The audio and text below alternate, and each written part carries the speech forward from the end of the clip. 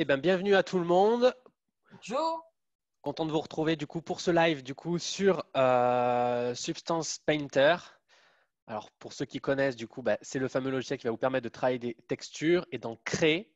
Et aujourd'hui, du coup, on a Camille Rivière, game artist, pour nous présenter tout ça. Du coup, Camille, eh bien, écoute, je te laisse commencer. Pour rappel, simplement les questions, du coup, on y répondra à la fin de la présentation. Vous pourrez d'ores et déjà les poser au travers du chat et on tâchera du coup de répondre à tout ça. Camille, à toi de jouer. Eh bien, allez, alors je vais te récupérer le partage d'écran. Ouais. Alors. Vas-y, c'est tout bon, j'ai arrêté le partage. Tu Ouais, peux merci. récupérer. Du coup, désolé, je galérais, je cherchais comment on refaisait ça. Hop, nickel. Tac. Du coup, je vais vous mettre dans un petit coin. Voilà. Hop. C'est tout bon. Eh bien, bonjour à tous. Je m'appelle Camille Rivière et je suis game artiste. Et aujourd'hui, on va discuter ensemble du logiciel Substance Painter. Et on va regarder un petit peu comment on peut l'intégrer dans un workflow architectural. Alors, même si on va partir du postulat donc architectural, sachez que le workflow pour intégrer Substance dans un projet, il s'adapte à tous les projets, que vous soyez architecte ou non. Voilà, il n'y aura pas de différence. Ça s'intègre toujours au même moment. Donc là, vous voyez tous mon écran? Ouais, c'est bon? Oui. Super, merci. Du coup, donc là, j'en suis partie de l'idée que je venais de terminer cet objet, mettons, donc c'est un vase tout simple, hein. J'ai travaillé moi sous Maya. Après, bien sûr, on part du principe que vous travaillez sur ce que vous voulez, que ce soit 3ds Max, Maya, Blender, bref, tous les logiciels qui vous permettent d'exporter un objet en OBJ ou en F3 ou en FBX. Une fois que vous en êtes là, donc vous avez terminé votre modélisation. Avant de passer sur Substance, il va vous falloir deux choses. Déjà que vous ayez déplié vos UV. Donc pour rappel, les UV, c'est vraiment le patron de l'objet sur lequel on va venir directement peindre. Donc moi, en l'occurrence, il ressemble à ça. Et il va falloir une deuxième chose, que vous ayez posé au moins un shader de façon à aider le travail une fois sur Substance. Parce qu'en fait, en posant le shader, vous allez le renommer, du coup, ce sera plus facile pour vous de travailler sur Substance. Et donc, c'est exactement à ce moment-là, au moment où vous avez fini votre objet, que vous avez déplié ces UV et que vous allez le mettre sur un autre logiciel. Donc, soit vous restez là pour faire du précalculé sous Maya ou sous 3ds Max, soit vous passez en temps réel sur Unity, sous Unreal. Ça, c'est à votre convenance. Et en fait, c'est à ce moment-là que Substance va intervenir, juste avant le moment où vous passez votre objet sur un autre logiciel, puisqu'on va venir faire tout simplement les textures. Du coup, à ce moment-là, vous allez l'exporter en FBX de préférence ou en OBJ. C'est pour ça que je disais que n'importe quel logiciel pouvait fonctionner, pour peu qu'il ait la fonction d'export OBJ et FBX. Et du coup, vous allez venir faire les textures directement sur Substance Painter. Moi, je sais qu'avant de travailler sur Substance Painter, j'utilisais exclusivement Photoshop. Peut-être que c'est votre cas. Et du coup, en fait, Substance va remplacer dans votre workflow le passage Photoshop, puisque c'est la même chose. Du coup, je vais importer mon vase. Et on va regarder un petit peu ensemble ce que Substance nous permet de faire.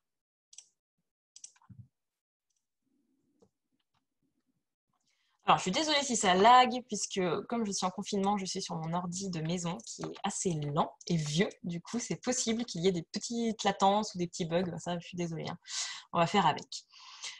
Du coup, une fois que vous avez importé votre objet dans Substance, la première chose que vous remarquez, c'est qu'on se retrouve avec l'objet en 3D. Donc ça change si vous aviez l'habitude de Photoshop, puisque vous allez directement pouvoir voir ce que vous faites en temps réel sur votre objet. Vous pouvez bien sûr, si vous avez tout un environnement architectural, poser tous vos objets sur Substance et texturer toute votre scène directement. C'est quelque chose que je ne vous conseille pas forcément parce qu'il va falloir avoir une très grosse organisation pour arriver à retrouver quel objet sur lequel on travaille, sur quel layer, comment je vais faire la texture, et ça va être vraiment lourd, et puis surtout il va falloir un ordi qui suit vraiment, qui soit suffisamment costaud pour intégrer toute une grosse scène, pour venir toute la texturer d'un seul coup. Donc dans l'idéal, en général, ce qu'on fait quand on a fini l'objet, c'est qu'on va texturer objet par objet, et c'est en fait ça la particularité de Substance Painter. Donc évidemment, Substance Painter, c'est pour faire les textures, et il y a son jumeau, Substance Designer, qui lui va servir plus à faire des textures qui vont tiler, donc qui vont ne pas avoir de couture, en fait, tiler, et qu'on pourra mettre, on va faire une image, en fait, ça va être un plane de 1 mètre par 1 mètre par mètre, et en fait, on va venir faire une texture dessus, et on pourra l'appliquer sur tout ce qu'on a dans notre scène. Ça, c'est la différence entre Substance Designer et Substance Painter, c'est que Designer, il va être plus fait pour faire des textures de ce genre, c'est-à-dire qui sont posables sur à peu près tout, alors que Painter, il va être un peu plus là pour travailler vraiment l'objet en lui-même et venir le personnaliser. Donc voilà, dans le workflow, ça s'intègre comme ça s'intègre à la place de ce que vous utilisiez avant pour faire de la texture.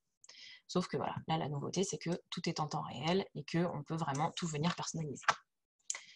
Donc, je vous disais tout à l'heure, quand vous avez posé votre shader, qui en fait c'est plutôt un matériau, vous avez posé votre matériau directement sur votre objet en amont, parce qu'en fait il se retrouve ici. Donc là, c'est mon shader que j'avais posé sur mon objet, et du coup je sais que je travaille sur mon vase. Quand vous avez bien travaillé, vous l'avez bien renommé. Je vous montrerai tout à l'heure un exemple quand on a plusieurs petits objets et comment ça se passe quand c'est bien organisé. Mais voilà, ça se présente comme ça. L'une des toutes premières choses à faire dans Substance, quand on vient de poser son objet, parce que c'est assez dense, hein, il y a plein de boutons partout, il y a plein d'options, puisqu'on peut vraiment aller loin dans la précision. Vraiment, la première chose qu'on va faire, c'est sortir des channels. Donc moi, je vais partir du postulat que je suis un architecte et que je travaille, donc je dis sous n'importe quel logiciel d'Autodesk, donc ce sera Maya, et que dans l'idée, j'ai envie de sortir à terme ce vase dans un environnement pour une visite virtuelle sous Unity. Je vais partir de ce postulat-là. Évidemment, vous adaptez ça à votre façon de travailler, la volonté que vous avez de mettre derrière ce que vous faites, ce que vous voulez avec. Hein. Mais voilà, moi je vais partir comme ça. Donc je vais travailler avec des maps Fluto Gemart, donc ça sera la métallique et la roughness, sachant que la roughness c'est de la réflexion. Ça permet de faire du mat ou du brillant. Et déjà vous voyez qu'ici il y a un petit plus et vous allez retrouver toutes vos maps. Et ça va être quelque chose de très chouette parce que si vous n'êtes pas du tout comme dans mon cas, à être habitué à la métallique roughness, vous allez pouvoir intégrer tout ce que vous voulez comme map. C'est-à-dire que si vous êtes plus dans le précalculé, donc à faire des images avec V-Ray, des images fixes en précalculé, vous allez tout à fait pouvoir utiliser les maps de précalculé, à savoir la glossiness et l'IOR par exemple. Donc voilà, pas d'inquiétude si vraiment à partir de là déjà vous êtes perdu, vous n'êtes plus dans la roughness, la metalness, tout ça, ça ne vous parle pas. C'est pas grave, vous pouvez retrouver les maps que vous souhaitez et les adapter à votre façon de travailler. Et donc je vais venir baker mon mesh, c'est-à-dire je vais essayer de sortir des images que Substance ne me propose pas tout de suite, à savoir par exemple la normale pour avoir les effets du relief. Donc là vraiment le logiciel va s'adapter au mesh qu'il a devant lui. Il va vraiment chercher à faire une texture en fonction du mesh que je lui donne. Et donc je vais sortir directement des nouvelles maps, comme par exemple la normale, donc je disais, ou bien la curvature par exemple, qui va nous servir plus tard à repérer les edges de l'objet.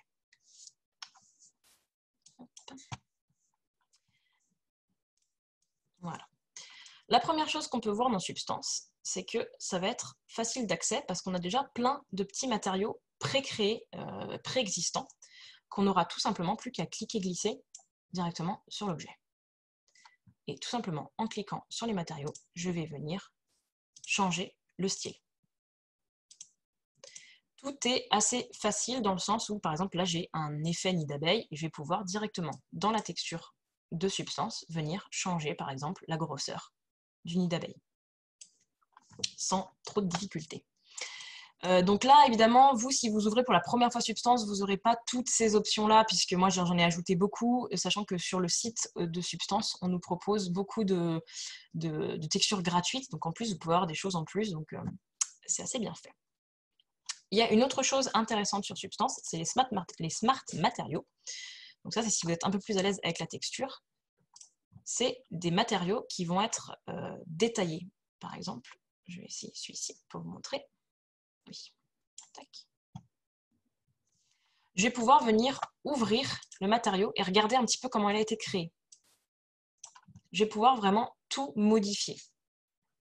C'est-à-dire que, voilà, en cochant et décochant, je vois tout de suite les effets qui ont été ajoutés. Donc c'est vraiment du couche à couche, hop, je rajoute à chaque fois quelque chose. Tout est modifiable. C'est-à-dire que si vous avez un matériau Substance qui ne vous plaît pas, si par exemple vous n'êtes pas du tout à l'aise avec la texture, mais vous avez un smart matériau qui vous plaît, mais voilà, là par exemple ça c'est pas mal pour mon vase, mais j'aime pas la couleur rouge, je voudrais le changer. Tout est modifiable, c'est-à-dire que je vais pouvoir aller directement dans la peinture et je vais pouvoir directement venir changer la couleur. Et j'ai bien sûr les effets qui se mettent en live. Pareil, je vais pouvoir rajouter ou enlever de la dirt, enlever des petits effets de gratté, etc. sans difficulté.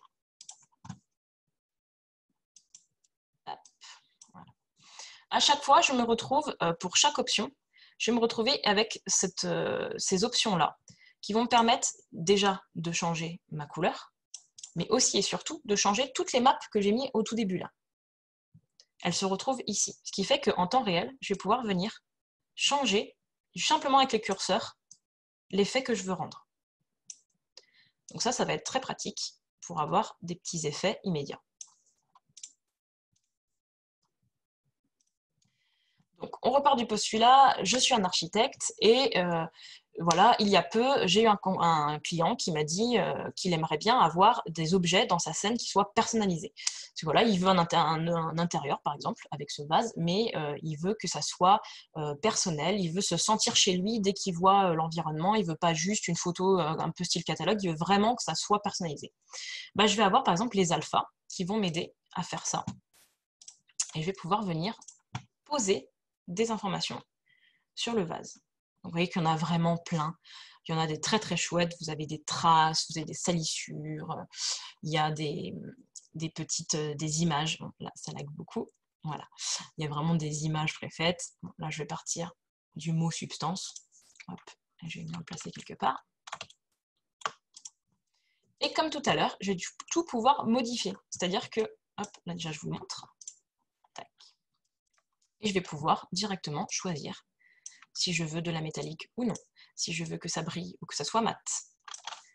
Je vais avoir aussi une option qui va me permettre de changer l'orientation de la lumière, ce qui est quand même très pratique, parce que du coup, je peux voir ce que je viens de faire directement. Par exemple, si je veux creuser, la lumière va me permettre de pouvoir voir ce que j'ai fait, et inversement, si je veux extruder le mot. Je suis partie sur une texture assez haute. On est sur du 2048, c'est haut. Le but, c'est de vous montrer ça, voilà, parce que évidemment, plus vous baissez la qualité, moins le mot substance sera net. Là, le but, c'était de vraiment vous montrer quelque chose de haut, mais entre nous, 2048, c'est assez haut pour juste une texture de base, hein, évidemment. Un truc qui est sympa aussi, c'est que vous allez pouvoir changer directement le fond. Je vais vous enlever l'opacité pour que vous voyez un petit peu. Voilà. Et ça va être très pratique parce que, par exemple, si je suis dans l'architecture, mais plutôt d'extérieur, et que j'ai fait un setup complet, et qu'il se trouve qu'on est dans un parc, je vais avoir forcément une brillance, bah là, comme vous voyez, hein, je vais avoir un fond vert, donc je vais avoir directement cette espèce de lumière verte qui va se mettre par-dessus. Et avec Substance, avec cette fonction d'extérieur, là, de fond changeable, je vais pouvoir retrouver ces reflets verts, ce qui fait que je vais pouvoir visualiser à l'avance à quoi ressemblera mon objet dans son environnement. Donc ça peut vraiment être un gros coup de pouce. Et vous avez plein de choses, je ne vais pas tous vous les montrer, mais bon, vous avez même des choses un peu, voilà, vous avez Mars par exemple, je ne sais pas, si vous avez un projet qui est parti un peu trop loin, vous avez plein d'options pour changer votre fond. Hop. Voilà. Je voulais vous montrer aussi quelque chose. Donc là, on va retrouver la base un peu de Photoshop. Pour ceux qui se sont servis de Photoshop avant, on retrouve les broches, donc là, basiques, pour faire vraiment du détail. Et en fait, je pense que là où, dans un projet architectural, je pense que Substance peut vraiment aider à créer du réalisme. Par exemple, si vous avez envie de mettre un peu de saleté à certains endroits, vous allez directement pouvoir venir la peindre sur votre objet. Ça va vous permettre de venir pousser le réalisme vraiment beaucoup plus loin. Alors à chaque fois, en changeant la couleur, la roughness, la metalness, etc. Là par exemple, il faudrait que j'ai pas de hate, sinon c'est bizarre pour de la poussière. Voilà. Je peux venir faire de la salissure, pourquoi pas de la craquelure, etc. Il y a aussi l'option particules. Ça, je voulais vous le montrer parce que c'est quelque chose qui est assez bien fait, surtout quand vous travaillez par exemple des objets d'usine, des choses qui par exemple seraient restées longtemps dehors, des choses comme ça. On va avoir alors soit des choses très stylisées,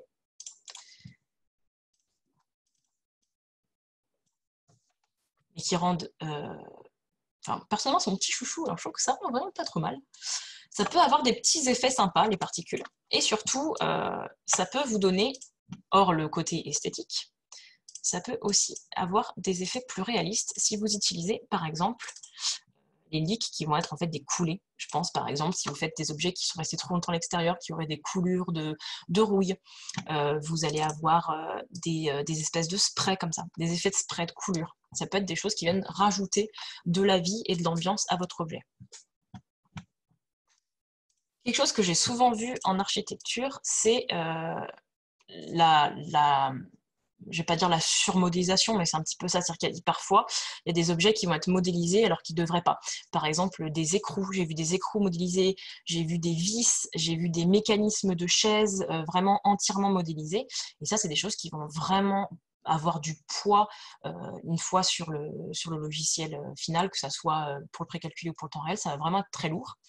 Et avec Substance, vous allez pouvoir, là je vous montre les tools spécifiquement, mais avec plein d'autres choses, vous avez des normal maps déjà pré-créées, vous allez pouvoir venir poser des effets qui vont vous éviter en fait d'avoir tout simplement à recréer votre boulon à la modélisation. Donc ça va venir faire un petit gain de modélisation. Bon, j'avoue que les impacts de balles, je pense que vous n'en servirez pas souvent, mais par exemple, les boulons, les choses comme ça peut vraiment être un petit gain de temps et un petit gain de poids de modélisation. Donc il y a plein de petits effets assez chouettes. Alors vous allez me dire, ouais, mais ça c'est très très bien tout ça, mais moi je veux une texture spécifique. Voire, j'ai fait une texture à l'époque sur Photoshop, et elle me plaisait bien, je l'avais bien réussi, et je voudrais la mettre dans Substance pour pouvoir aller jusqu'au bout, parce qu'en fait c'était une image 2D, et avec Substance on va pouvoir mettre des effets 3D dedans, les effets de lumière, tout ça. Et du coup, c'est bien joli, mais comment je fais? Et ben, en fait, toutes les textures que vous avez créées, soit dans le passé, soit que vous trouvez sur Internet, vous allez pouvoir tout simplement les importer dans Substance et mettre vous-même vos propres réalisations. Et ça marche pareil avec les alphas. Donc là, je prends un autre exemple. Vous avez votre client qui vous dit moi, je veux un logo. Par exemple, vous êtes, je change complètement d'exemple, vous êtes plutôt dans l'événementiel, vous faites du stand, et votre client vous dit voilà, sur mon stand, je voudrais qu'il y ait une grande affiche avec notre nom, notre logo. Ça, c'est tout à fait possible. Il vous suffira, là, vous vous doutez, si vous avez du blanc et du noir, vous faites le logo du client en alpha, vous le mettez dans Substance. Là, par exemple, c'est un que j'ai importé moi, et vous allez tout simplement pouvoir venir le poser comme une étiquette sur votre objet. Donc, hop.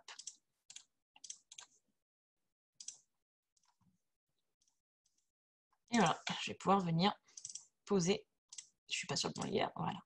Je vais pouvoir venir poser mon étiquette. J'ai oublié d'enlever mon petit truc de... J'ai oublié d'enlever ma particule. Voilà, je veux un broche basique. Et du coup, je veux mon alpha. Voilà. Donc, on peut venir imaginer que vous pouvez poser comme ça des logos, des étiquettes assez rapidement.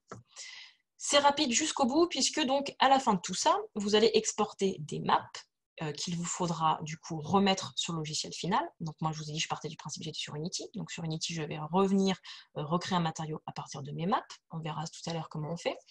Et puis, si jamais en cours de route, mon client change d'avis, c'est-à-dire que finalement le logo moyen moins, ou pas cette couleur, je vais pouvoir retourner sur Substance et j'aurai tout simplement à modifier mes paramètres, tac, ressortir mon image et faire un reimport. Et du coup, j'ai fait ça rapidement et sans difficulté. C'est assez rapide de passer de l'un à l'autre comme ça. Et donc en attendant, bien sûr, puisque là vous êtes en train de faire vos textures dans Substance, mais vous pouvez avoir déjà complètement fini le setup de votre scène sur le logiciel final. Sur Unity, vous pouvez reposer toute votre scène, ça ne sera pas une difficulté du coup, puisque vous êtes en train de faire les textures au milieu, vous aurez juste à appliquer les matériaux dans votre scène setupée. C'est vraiment l'entre-deux en fait, c'est entre la fin de modélisation et le setup sur Unity par exemple. Autre chose qui est simplifiée. Donc, je parle beaucoup de Photoshop parce que je suis vraiment passée de l'un à l'autre. Et si vous êtes des habitués de Photoshop, vous saurez qu'à l'époque, on n'avait que ça. On n'avait que l'UV. Donc, on peignait un truc, on était super content de nous. Et puis finalement, on se rendait compte que pas du tout. Ça ressemblait pas du tout à ce qu'on avait voulu, ce qu'on faisait tout à l'aveugle. On n'avait pas le résultat à côté. Donc on faisait souvent les choses à l'aveugle et en fait on se rendait compte que ça n'avait pas taillé, c'était pas au bon endroit, ou il fallait repartir sur Photoshop pour réexporter. Après ils avaient essayé de mettre une petite visualisation 3D mais ça marchait pas super bien. Et c'est vrai que là on a l'avantage d'avoir les deux. On peut aussi travailler directement sur le produit fini, sur l'UV pour avoir le rendu sur le produit fini. Et ça va nous simplifier la vie pour pas mal de choses. Par exemple, quelque chose qui est devenu très simple à faire, c'est si je veux faire un bandeau droit parfait sur mon vase, bah, je vais avoir aucune difficulté à le faire puisque l'un et l'autre sont connectés. Hop. Donc voilà, ça c'est vraiment des choses qui vont venir vous simplifier la vie. Bon, allez, assez marpaillé ce vase, on va passer à un autre objet, parce que je voudrais vous montrer quelque chose sur un banc. Donc là, on part encore sur un autre ordre d'idée. Mettons que cette fois-ci, je ne suis pas forcément à l'aise avec la texture, ou bien j'ai une deadline extrêmement courte, parce que je sais que souvent en architecture, c'est souvent le cas, les deadlines, c'est vraiment tendu. Du coup, on va voir un peu comment on fait quand on a vraiment très peu de temps. Et ben, moi, ce que je vous propose, c'est de regarder comment on fait quand on a uniquement que le temps de prendre des matériaux déjà faits de substance. Ben, en fait, là, je vous ai fait un petit banc vite fait. Hop. Et bien, tout simplement, juste avec les matériaux préfaits de substance, vous allez vraiment tout pouvoir modifier. Par exemple, si je mets ce bois-là, je vais pouvoir, juste en changeant la couleur, avoir déjà quelque chose de personnalisé en n'ayant pas forcément passé un temps fou. C'est-à-dire qu'on peut vraiment tout modifier, même sur les objets et les textures qui viennent de substances. C'est-à-dire que si vous n'avez vraiment pas le temps de créer vous-même vos textures, parce que normalement, ce qu'on fait, c'est qu'on crée soi-même sa texture, puis on la pose sur une zone de l'objet, ensuite on y rajoute les personnalisations, etc. Si vous n'avez vraiment pas le temps pour faire ça, il y a l'autre technique, celle qui consiste à prendre un smart matériau, l'ouvrir, regarder comment il est créé, bidouiller chaque option pour les mettre à notre sauce, et ensuite tout poser sur l'objet. Il y a encore la dernière option, celle où vraiment vous n'avez pas du tout le temps, vous pouvez poser directement les matériaux de substance et vous aurez déjà quelque chose d'assez convaincant. Juste avec des matériaux pré-créés dans Substance. J'en profite pour vous parler du baking de Normal. Ça, je ne sais pas si c'est quelque chose qui est évident pour vous ou pas du tout, mais ce qu'on fait en général, surtout quand on va utiliser des logiciels comme Unity, on va essayer d'avoir le moins de poly possible, et pour ça, on va utiliser une technique qui s'appelle donc le baking de Normal, qui consiste à utiliser un objet full poly. Donc, par exemple, on va prendre ce banc, on imagine qu'il est le plus travaillé possible, le plus lisse possible, et on va avoir à côté son low poly, donc le banc, pareil, mais avec beaucoup moins de poly, comme son nom l'indique, et on va venir donner l'illusion donc on va se servir que du full poly dans notre réalisation, et on va donner l'illusion qu'en fait on a le full poly en jeu. Pour ça, on va venir mettre donc la normale qui est la map qui fait les effets de relief. On va venir mettre le full poly sur la map et mettre cette map sur le low poly. Donc on aura l'impression de jouer avec le full et en fait on sera avec le low. Donc gain énorme de modélisation. Avec Substance, vous allez avoir la possibilité de faire ce bake de normal. Et du coup, hop, je vais vous laisser regarder vraiment dans ces zones-là. Ici, là, vous voyez que c'est crénelé. Là, je suis que sur mon low poly. Et après mon baking, vous voyez, je vais récupérer de la douceur ici, dans l'effet. Donc là, c'était vraiment un tout petit baking, pour vous montrer rapidement à quoi ça ressemble. Donc sachant qu'on peut pousser des bakings vraiment bien plus loin que ça. C'est vraiment juste pour l'exemple. Et du coup, je vais gagner, grâce à cette technique, récupérer des effets de crénure. Là, je vais pouvoir les enlever, je vais pouvoir adoucir mes bords. Ça, c'est aussi une technique qui est possible avec Substance et qui peut vous faire gagner du poids.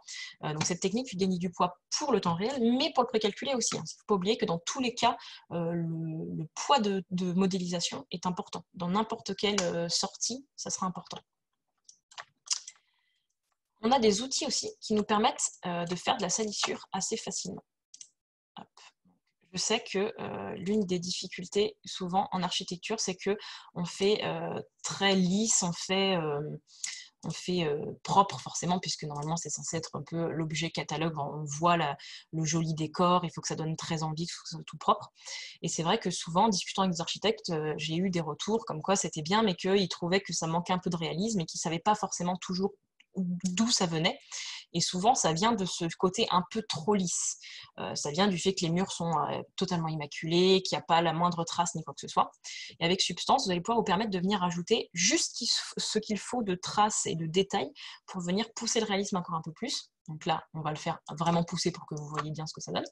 Mais on va avoir dans Substance des outils comme là, le générateur, qui va nous permettre de créer cette saleté à des endroits que l'algorithme aura trouvé. Donc là, on va utiliser celui-ci, qui permet de récupérer grâce à la curvature dont je parlais tout à l'heure, les edges de l'objet et qui va venir naturellement les salir, naturellement les rayer. Comme d'ailleurs, ça c'est réel hein, dans la vraie vie, quand vous avez un objet en métal, en général, c'est les bords qui vont se rayer en premier.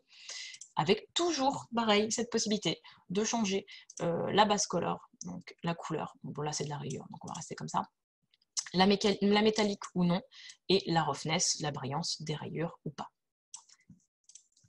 De la même façon, vous allez pouvoir, donc comme j'ai dit tout à l'heure, en quelques clics, vous pouvez tout changer. C'est-à-dire que si votre client vous dit finalement le banc moyen moins, je le voudrais plus moderne, bah, vous pouvez tout à fait venir rechanger en cours de route les couleurs, etc. Vous pouvez aussi venir à l'inverse, s'il vous dit ouais c'est bien mais c'est beaucoup trop propre, on voudrait d'autres effets, vous pouvez venir, toujours pareil, avec les générateurs, venir créer aussi de la dirt, de la saleté, qui va venir vraiment... Ah pardon, j'ai lâché le bouton, hop, je recommence, tac, dirt. Voilà, vous pouvez venir tout à fait salir votre banc en quelques clics, changer la couleur, évidemment parce que c'est pas beaucoup sali là, voilà.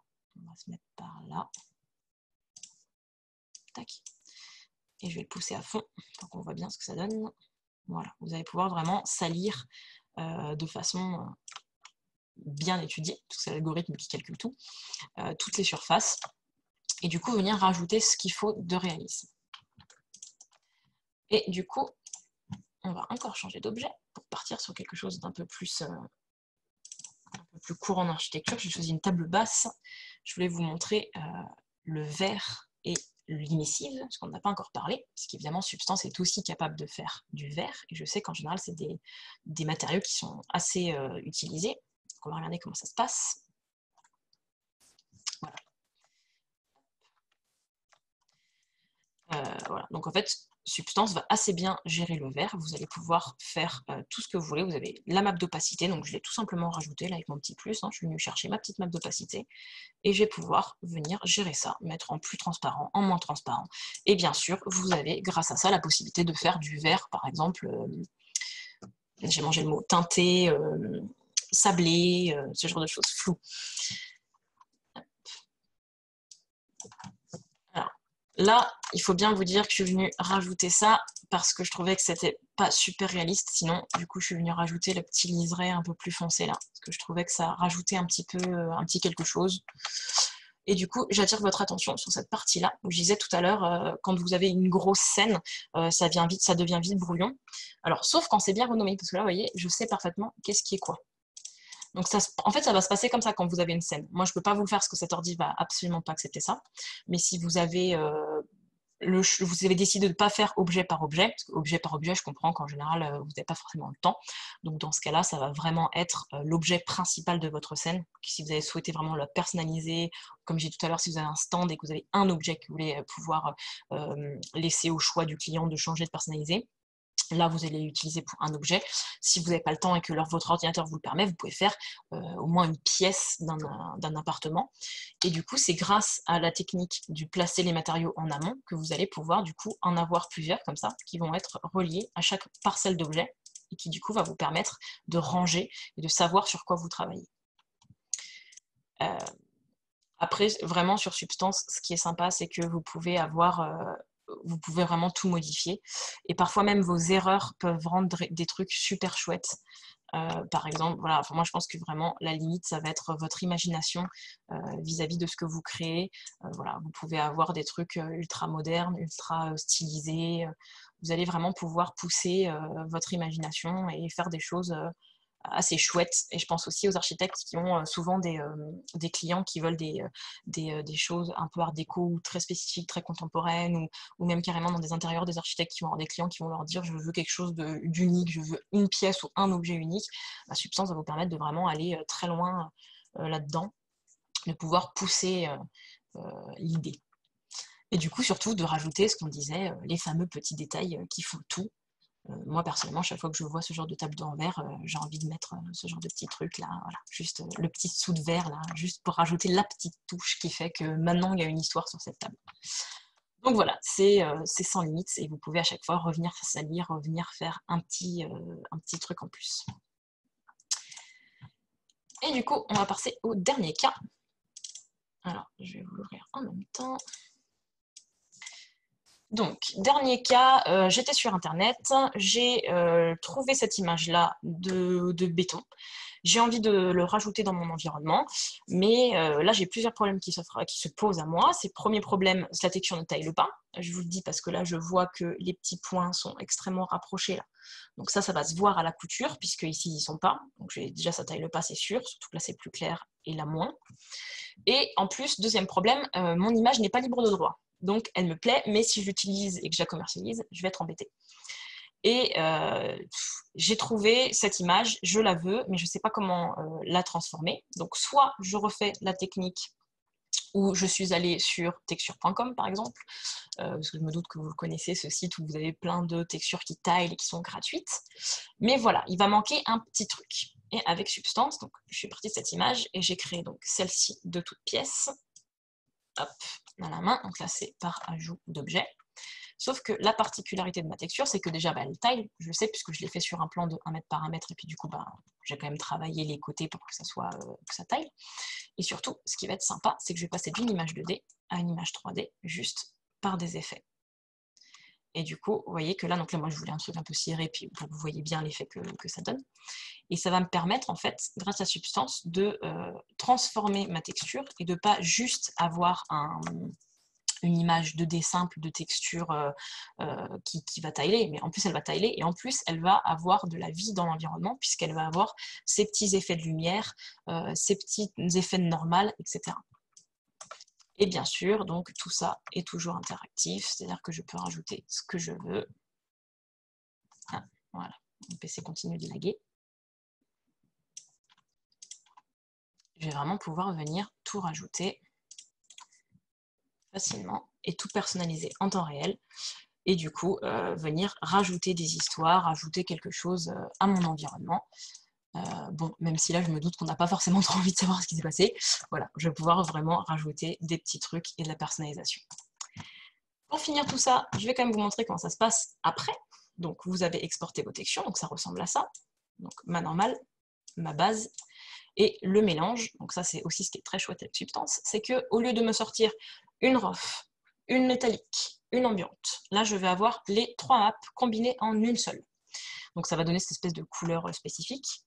Là je suis partie pour travailler sur Unity, donc ça va ressembler à ça. Mais en général, les sorties que vous faites, elles seront plutôt orange, le mélange des trois. Et du coup, je vais avoir donc une map combinée. C'est super pratique parce que du coup, vous aurez moins de choses à relier dans votre logiciel final. Donc on va venir voir comment ça se passe quand il faut le relier.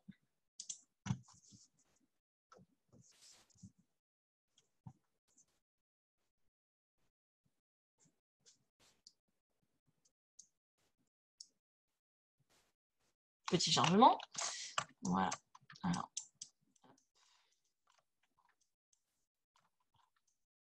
voilà, ma souris fait des siennes. J'en profite pour vous montrer ce sol, par exemple, typiquement. Typiquement, c'est un sol qui n'existait pas. C'est un sol qu'on m'a demandé. On voulait ce genre de dalles-là. C'est des dalles qui sont disponibles sur le site du vendeur de dalles, mais qui n'existent pas en texture. Forcément, parce que bon, c'est pas parce qu'on a juste une image de dalle qu'on va réussir à faire toute la texture. Et avec Substance, j'ai pu créer du coup directement à la main toute ma texture en rajoutant les dalles qui me plaisaient. Et du coup, ça va vous permettre aussi de créer des textures qui soit n'existent pas, soit n'existent pas en tant que texture finale. Donc là, j'ai rajouté dans mes canaux les maps que j'ai sorties, donc l'albédo, donc qui va correspondre du coup à la diffuse ou à la basse color, c'est tout pareil. La métallique, l'occlusion et du coup métallique roughness parce que là ils sont combinés puisque c'est une texture combinée. Et ma normale map, et du coup quand je vais la sortir, elle va tailler. Et du coup vu qu'elle taille, elle fonctionne sur n'importe quel environnement. Du coup, elle taille vraiment jusqu'au bout. Puisque si je fais ça, tac. Je vais avoir une texture qui taille. Alors là, je l'ai mise un peu trop l'une sur l'autre, du coup. Voilà, on a les petits effets. Ah, plus assez. Voilà. Eh bien écoutez, je pense qu'on a fait un gros tour d'horizon sur Substance, qu'on a vu plein d'options, plein de choses qu'on peut faire avec. Et du coup, j'espère vous avoir intéressé et puis peut-être même vous avoir donné envie de faire quelque chose avec Substance. Du coup, n'hésitez pas à donner suite à tout ça. Allez, Camille, je vais juste te reprendre du coup la main. Hop, Oui. hop. Voilà. Donc, si vous voyez bien tous mon écran, donc là maintenant, on va passer du coup aux questions-réponses suite du coup à la présentation de Camille.